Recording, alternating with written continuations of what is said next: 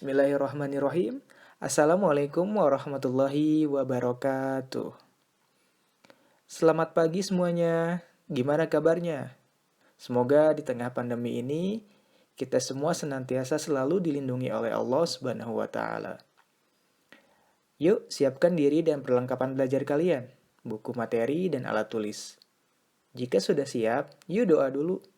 Ikuti Bapak ya. Bismillahirrahmanirrahim. Allahumma faqihna fid din wa'allimna al-kitaba wa ta'wil. Allahumma rzuqna fahman nabiyyin wa hifzal mursalin wa ilhamal malaikatil muqarrabin birahmatika ya arhamar rahimin. Amin.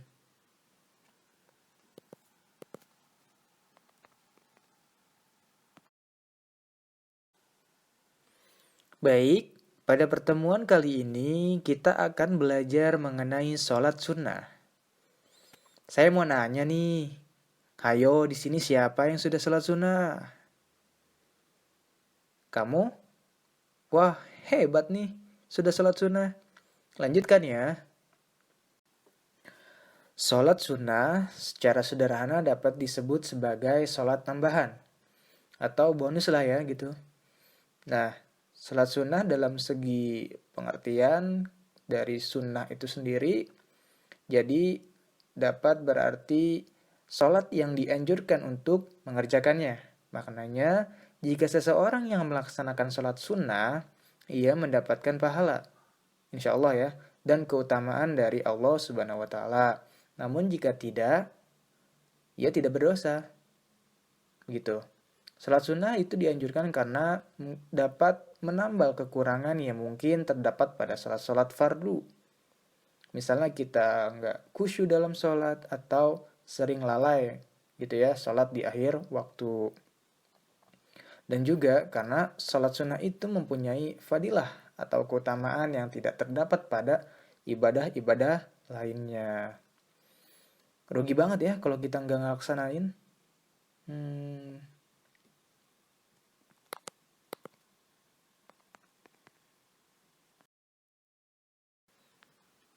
Sholat sunnah banyak sekali ya anak-anak. Mungkin yang sering kita lakukan seperti sholat duha, sholat rawatib, tahiyatul masjid, tahajud, dan lain-lain. Nah, untuk lebih memudahkan kita dalam belajar, sholat sunnah dikelompokkan berdasarkan pengerjaannya.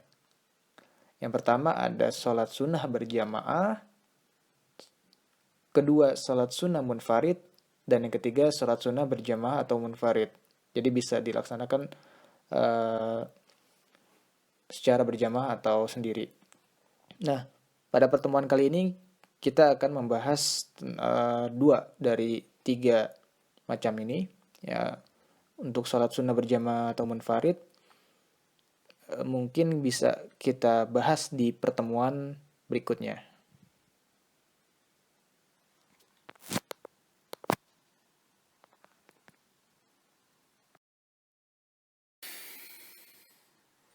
Ya, lanjut ke sholat sunnah berjamaah. Di sini ada 5 sholat sunnah berjamaah. Yang pertama sholat Idul Fitri, Idul Adha, ketiga sholat kusuf, keempat sholat khusuf, dan yang kelima sholat istisqa.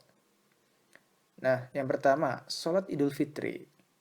Sholat Idul Fitri itu adalah sholat sunnah 2 rakaat yang dilaksanakan pada hari raya Idul Fitri, yaitu pada tanggal 1 Syawal, setelah melaksanakan ibadah puasa Ramadan ya kita tuh.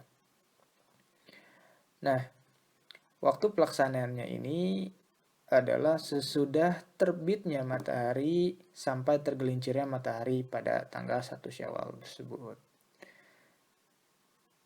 Nah, pada tahun ini mungkin kita melaksanakannya agak sedikit berbeda ya. Biasanya kita melaksanakan di masjid atau di lapangan. Pada tahun ini kita melaksanakannya di rumah masing-masing. Nah, yang kedua sholat Idul Adha. Nah, dari sholat Idul Adha ini tata caranya sama ya dengan sholat Idul Fitri, yang berbeda adalah niatnya dan waktu pelaksanaannya. Sholat Idul Adha ini dilaksanakan pada tanggal 10 Zulhijjah ya. Pada tanggal 10 Zulhijjah bertepatan dengan pelaksanaan rangkaian ibadah haji di Tanah Suci Mekah. Nah, apakah eh, para peziarah atau orang yang sedang melaksanakan ibadah haji di Tanah Suci dianjurkan untuk melaksanakan sholat Idul Adha? Jawabannya adalah tidak dianjurkan begitu.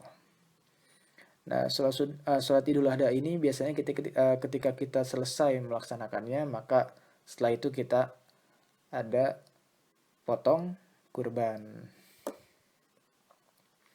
Lanjut ke 3, sholat kusuf.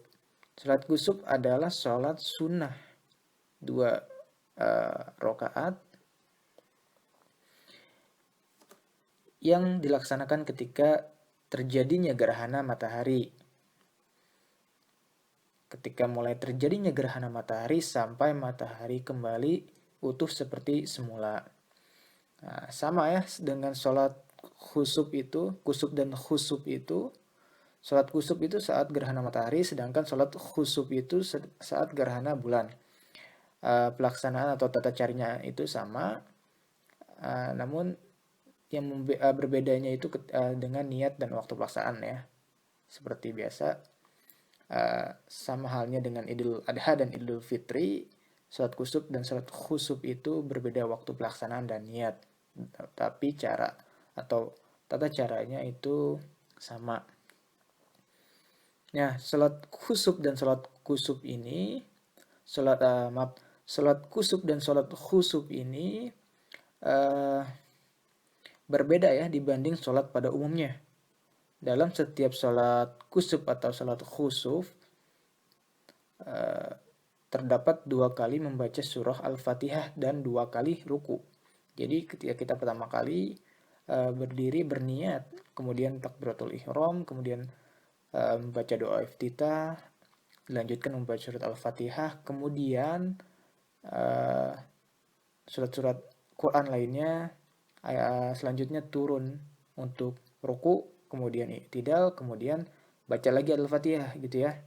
Kemudian selesai ruku, i'tidal, sujud begitu. Nah, yang ke-5, sholat istisqa. Sholat istisqa itu adalah sholat sunnah 2 rakaat yang dilaksanakan untuk memohon diturunkannya hujan. Nah, biasanya nih pada saat musim kemarau yang panjang ya, sehingga kita ini sulit untuk mendapatkan air. Maka umat Islam itu disunahkan untuk melaksanakan sholat istisqa seraya memohon ampun dan mendekatkan diri kepada Allah.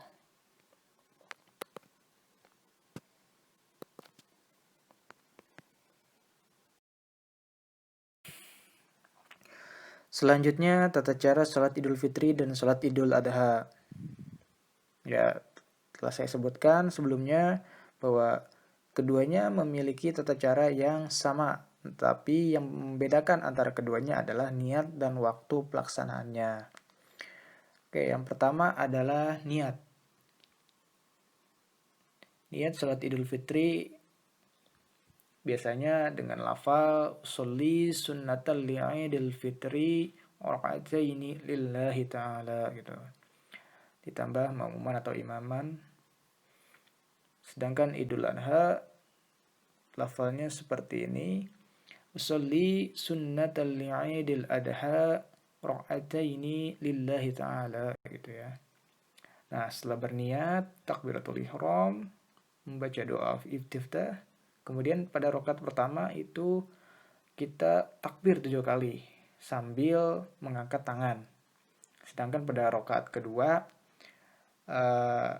itu takbir sebanyak 5 kali sebelum membaca surat Al-Fatihah. Ya. Kemudian setelah sholat selesai ditutup dengan salam, maka khotib melakukan khutbah 2 kali. Nah, khutbah pertama itu dibuka dengan takbir sebanyak 9 kali, dan khutbah kedua dibuka dengan takbir 7 kali. Nah, jangan dulu pulang ya. Biasanya nih masih ada yang ketika sholat Idul Adha, setelah selesai sholat, pas khutbah itu udah pada pulang gitu ya. Jangan, karena khutbah itu termasuk dalam rukun sholat.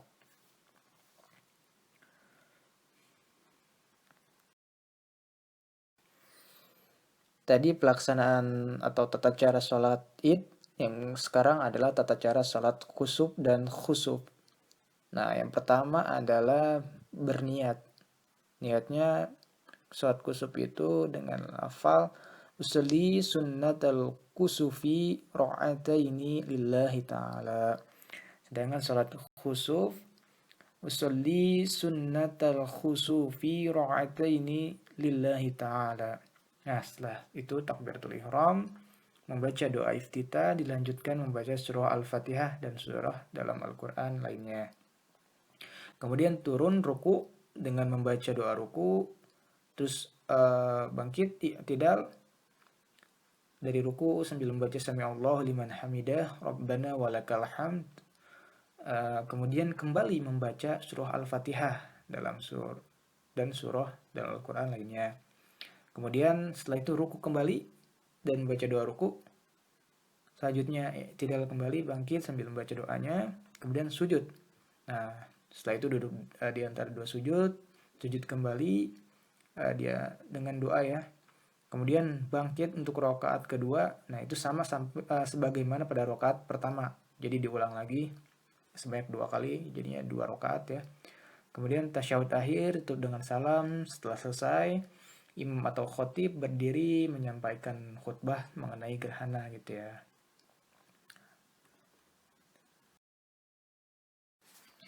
Terakhir dalam sholat sunnah berjamaah adalah tata caranya sholat istisqa. Nah, seperti sholat pada umumnya, yang pertama adalah berniat. Niatnya sholli sunnatal istisqa'i raka'ataini lillahi ta'ala, makmuman atau imaman. Nah, sholat sunnah istisqa ini dilaksanakan sebagaimana sholat sunnah pada umumnya. Jadi nggak berbeda ya, kayak misalkan sholat kusuf kan 2 kali ruku dan baca Al-Fatihahnya. Sedangkan ini pada biasa gitu ya, seperti biasa. Nah, setelah salam, khotib menyampaikan 2 khutbah. Nah, pada khutbah pertama dimulai dengan membaca istighfar 9 kali, dan khutbah kedua sebanyak 7 kali.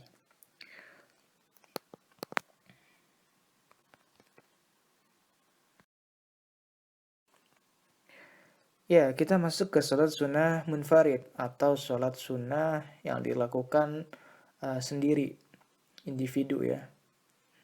Nah, ada sholat sunnah rawatib, kedua sholat sunnah istikharah, dan sholat sunnah tahiyatul masjid. Nah, pertama sholat rawatib. Apa itu sholat sunnah rawatib? Rawatib itu artinya adalah menyertai yang terus menerus. Dengan demikian, sholat rawatib ini adalah sholat yang dilaksanakan menyertai atau mengiringi sholat fardu, baik sebelum qobliyah atau sesudah ba'diyah gitu ya. Yang kedua, sholat istikharah. Sholat istikharah itu adalah sholat yang dimaksud untuk memohon petunjuk kepada Allah. Nah, lebih spesifik lagi adalah untuk menentukan pilihan terbaik di antara 2 pilihan atau lebih. Nah, misalkan ketika kita ingin atau bercita-cita tentang suatu pekerjaan, atau kita ingin menjadi presiden misalkan, atau kita berada di antara 2 pilihan, antara pilih si A atau si B. Nah, si A ini sangat baik dan B juga sangat baik gitu loh. Nah, makanya kita ragu-ragu gitu dalam menentukan pilihan. Nah, maka disunahkan untuk melaksanakan sholat istikharah. Yang ketiga, sholat tahiyatul masjid. Sholat tahiyatul masjid ini adalah merupakan rangkaian adab dalam memasuki masjid. Jadi sholat sunnah ini dilaksanakan untuk menghormati masjid gitu.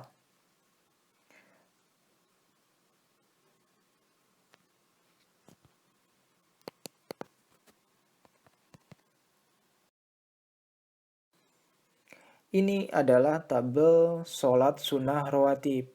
Nah, ini ada sholat subuh. Nah, di sini ada qobliyah subuh, 2 rakaat sebelum subuh. Yang sebagaimana kita sering mendengarkan bahwa keutamaan dari 2 rakaat sebelum subuh atau sholat sunnah qobliyah subuh itu lebih baik daripada dunia dan seisinya. Nah, ba'diyahnya nggak ada ya. Nah, di zuhur ada qobliyah 2 rakaat dan 4 rakaat, dua-duanya sama-sama sholat sunnah rawatib muakkad, artinya yang sangat dianjurkan. Nah, sedangkan ba'diyahnya itu hanya 2 rakaat yang muakkad. Yang 4 rakaat ini ghairu muakkad. Pada sholat asar ada 4 rakaat sebelum sholat wajib atau sholat rawatib ghairu muakkad 4 rakaat. Ba'diyahnya nggak ada ya. Jadi kalau misalkan ada yang melaksanakan sholat ba'diyah asar, ya ngaco gitu ya. Tapi jangan dulu langsung ngejudge atau ngehakimi ya. Wah, Anda sholat sunnah ba'diyah rakaat ya. Wah, Anda kafir nih, bid'ah nih. Jangan ya. Ya mungkin ia lagi melaksanakan sholat istikharah, ya kita husnuzon. Nah, di maghrib kita ada 2 rakaat sholat rawatib ghairu muakkad dan 2 ba'diyah rawatib muakkad. Ini yang kuning rawatib muakkad, yang merah ghairu muakkad. Ya bisa dilihat.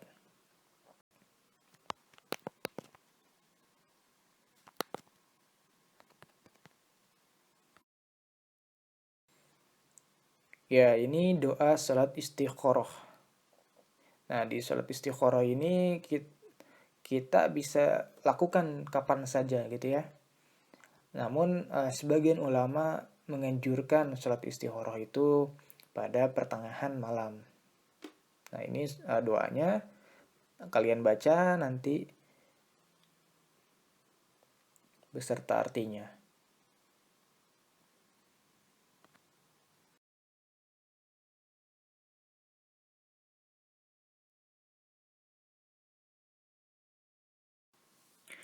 Baik, cukup sekian pembahasan mengenai sholat sunnah berjamaah dan munfarid. Semoga bermanfaat. Kita lanjut ke sesi diskusi. Mohon maaf. Wassalamualaikum warahmatullahi wabarakatuh.